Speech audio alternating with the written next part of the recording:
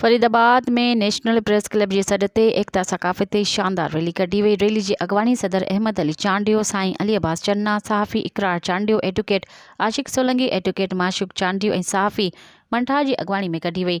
Rally में SUP ज़िले दादू जे अॻवान हाजी ख़ान मारफाणी, जसकम अॻवान वज़ीर हुसैन सोलंकी, तरक्की पसंद पार्टी जे अॻवान फिदा हुसैन चन्ना, अवामी पौरियत तहरीक जे मरकज़ी अॻवान एडवोकेट रहीम बख्श बुगियो, क़ौमी अवामी तहरीक जे अॻवान फयाज़ लतीफ़ चांडियो, SST जे मरकज़ी अॻवान सलमान चांडियो, नदीम चांडियो, PP अॻवान ग़ुलाम नबी मंगराड़ा, तालीमी माहिर साईं कादिर बख्श चांडियो, शहरी इताह जे अॻवान महबूब बिरोही, JUI अॻवान अली अब्बास बिरोही, सिंधी अदबी संगत जे सरमद बिरोही, दुकानदार एसोसिएशन जे सदर शफ़ीक अहमद चन्ना, जसकम आरीसर जे अॻवान निसार ख़ासकेली, समाज सुधारक मोहम्मद अली ख़ासकेली, ग़ुलाम अब्बास चांडियो ऐं ॿियनि समें माण्हुनि शिरकत कई।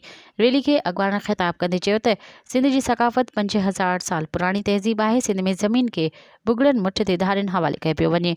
सिंध में न्याणियुनि ते ज़ुल्म, बर्बरियत, नाइंसाफ़ियूं, वहशियाणा तशदुद थियण वारो सिलसिलो फ़ौरन बंदि कयो वञे। रैली में फरीदाबाद SHO फरमान अबड़ो पारां सिक्योरिटी जा इंतज़ाम सख़्त कया। मज़ीद ख़बरनि ऐं तफ़सीलात लाइ विज़िट कयो असांजी वेबसाइट www.awamiNewsHD.com ऐं ॾिसंदा रहो अवामी न्यूज़ HD।